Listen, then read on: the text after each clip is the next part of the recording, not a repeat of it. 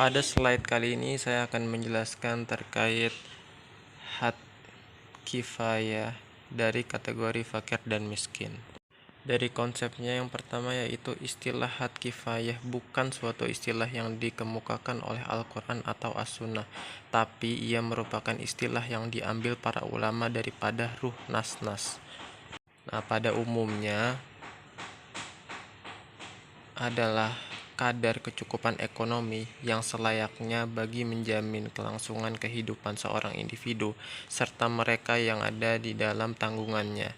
Ia bukan sekedar penentuan had minimum semata-mata, tapi ia menjangkaui persoalan tahap yang selayaknya bagi memastikan kelangsungan kehidupan seseorang serta tanggung jawabnya. Nah, kecukupan dalam perbincangan fakir miskin ini, kemiskinan disebut kemiskinan apabila seorang itu tidak mencapai tahap kehidupan sebagaimana kebiasaan yang wujud dalam sebuah masyarakat. Nah, tahap ini adalah berbeda mengikuti perbedaan masa dan tempat. Nah, tahap inilah juga diistilahkan para ulama silam terdahulu sebagai had kifayah yang tertakluk kepada keperluan-keperluan kehidupan yang tertentu. Dimaksudkan bahwa seorang itu dikira fakir dan miskin selagi mana tidak memenuhi keperluan mengikuti kadar yang menjadikannya mewah dan kaya seperti orang lain. Serta terdapat dua pendapat besar yang berkenaan persoalan kadar penagihan zakat terhadap golongan fakir dan miskin yang memerlukan. Pendapat pertama adalah pendapat yang menyatakan bahwa pemberian itu dengan pemberian yang mencukupi seumur hidup.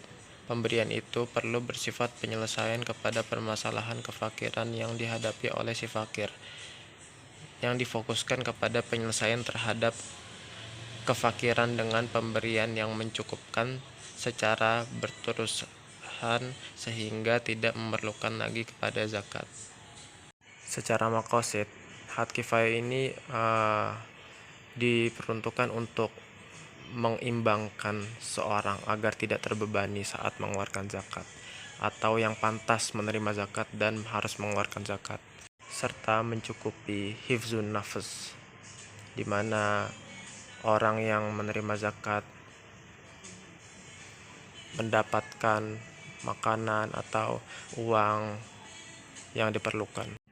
Dan juga terdapat dalil yang berkenaan dengan masalah ini, yaitu la yahillu sadaqah la ghaniyun wa la ladza marratan sawa, yang artinya tidak halal sedekah untuk orang kaya dan tidak pula untuk orang yang berkemampuan untuk bekerja.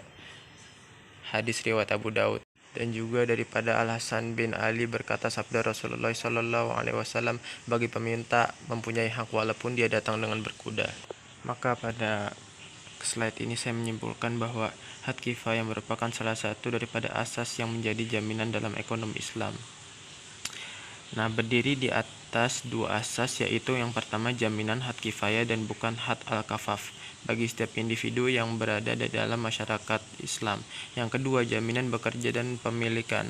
Berhubungan perkara ini, had kifayah sebagai asas dalam ekonomi Islam menjadikan sebarang penagihan berbentuk ekonomi dalam masyarakat perlu dipastikan dapat menjamin keperluan asas setiap individu.